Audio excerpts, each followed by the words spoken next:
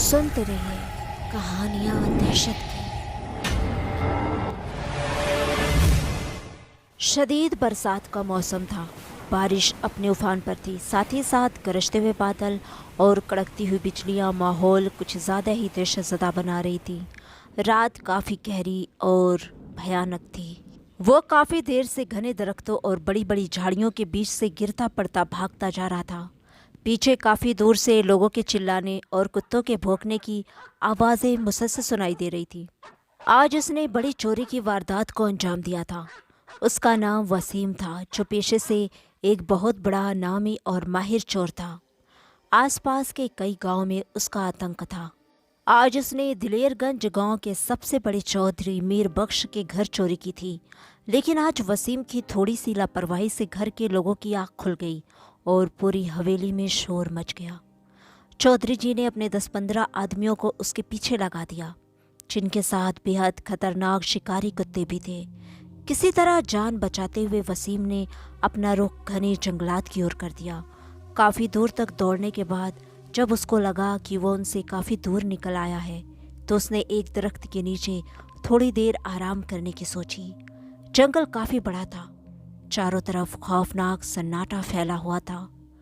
गांव वाले सूरज ढलने के बाद इस जंगल की तरफ आने से कतराते थे। गांव वालों में मशहूर था कि इस जंगल में कोई खतरनाक साया रहता है। वसीम इन सब बातों से अनजान था, क्योंकि उसका गांव यहाँ से 20-25 किलोमीटर दूर था।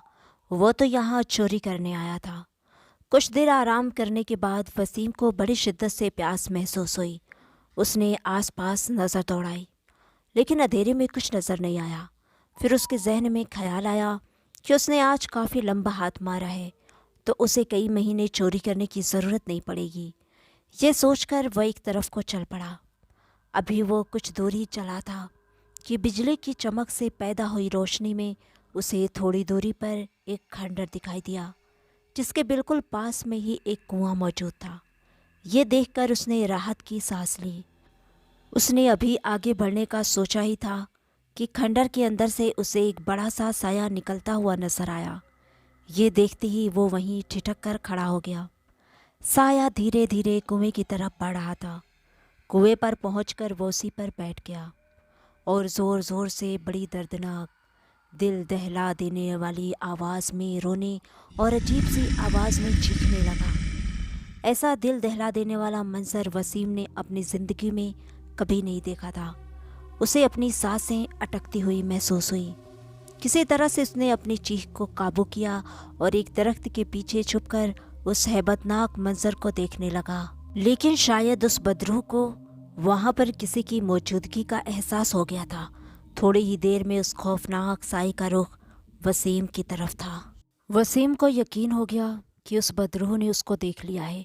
घबराहट और दहशत में उसने वहां से भागना चाहा, पर खुद को जकड़ा हुआ महसूस हुआ, जैसे वो कोई पुतला हो। अभी भी वो दरख्त की ओट में था। तभी उसे अपने पीछे किसी के कदमों की आवाज़ सुनाई थी। अब तो काटो तो खून नहीं। उसने आंखें बंद कर ली। ताकत भी उसके जिस्म का साथ छोड़ने लगी थी। अब इतनी भी ताकत नहीं बची थी कि वो पीछे मुड़कर आने वाले को देख सके। तभी पीछे से किसी ने बहुत ही नरम लहजे में कहा, चुपचाप खड़े रहो और बेफिक्र रहो। ये सुनने के बाद भी वसीम का खौफ कम नहीं हुआ। पीछे जो कोई भी था शायद उसका हमदर्द था। इतनी देर में वो खतरनाक साया भयानक हंसी हंसता हुआ उसके काफ़ी करीब आ गया।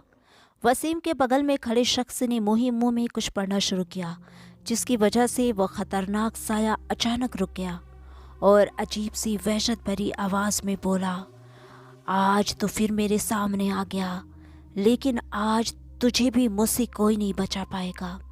तू चाहे जो भी कर ले, इस जंगल से बाहर मुझसे बचकर तुम दोनों में से कोई नहीं जा पाएगा। इतना कहकर उस बदरूह ने एक शैतानी के कहा लगाया। इतना सुनते ही वसीम के पास खड़े बुजुर्ग शख्स को जलाल आ गया। वह जोर से बोले, अगर तुझे खुद की शैतानी ताकतों पर इतना ही गुरूर है तो एक बार अपनी असली शक्ल में हाजिर हो, फिर देखते हैं कि तू क्या चीज़ है। इतना सुनना था कि उस साए ने एक अंगार भरी निगाह उन बुजुर्ग पर डाली। फिर देखते ही देखते एक बहुत ही बदसूरत और डरावनी सूरत अख्तियार कर ली। बुजुर्ग को शायद इसी का इंतज़ार था। उन्होंने जल्दी से कुछ पढ़ते हुए हाथों को उसकी तरफ उछाला। बदरू को संभलने का मौका भी नहीं मिला। उसका जिस्म धू धू करके जलने लगा, साथ ही उसकी खौफनाक चीख भी फिजा में गूंजने लगी। कुछ ही देर में वहाँ राख का ढेर पड़ा था, जो थोड़ी ही देर में हवा में उड़कर गायब हो गया। तभी वसीम को आवाज़ आई, जितनी जल्दी हो सके इस जंगल से निकल जाओ और कभी इस जंगल का रुख मत करना। इतना सुनते ही वसीम पीछे मुड़ा। वो बुजुर्ग अब गायब हो चुके थे। ये देखकर उसने जल्दी से चोरी का माल उठाया और एक तरफ को दौड़ लगा दी। ऐसा लग रहा था उसकी पैरों को पर लग गए हों। करीब 20 मिनट दौड़ने के बाद उसे दूर एक रोशनी दिखी, जिसे देखकर उसकी जान में जान आई। शायद वहाँ कोई आबादी थी। दौड़ते दौड़ते वसीम इतना थक चुका था कि आबादी से थोड़े पहले ही वो बेहोश होकर गिर पड़ा। रात के आखिरी पहर किसी गांव वाले की नज़र उस पर पड़ी, जो अपनी भेड़ बकरियों को चराने निकला था। उसने उसे होश में लाने की कोशिश की। थोड़ी देर बाद वसीम को होश आ गया। उस शख्स ने उससे पानी पिलाया और बेहोश होने की वजह पूछी।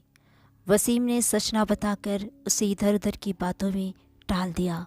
रात हुए हादसे के बारे में सोचते हुए वो उठ खड़ा हुआ और अपने गांव की तरफ मुड़ गया। उसके साथ घटे इस हौलनाक हादसे ने उसकी ज़िंदगी ही बदल दी। उसने आगे से चोरी न करने की कसम खाई।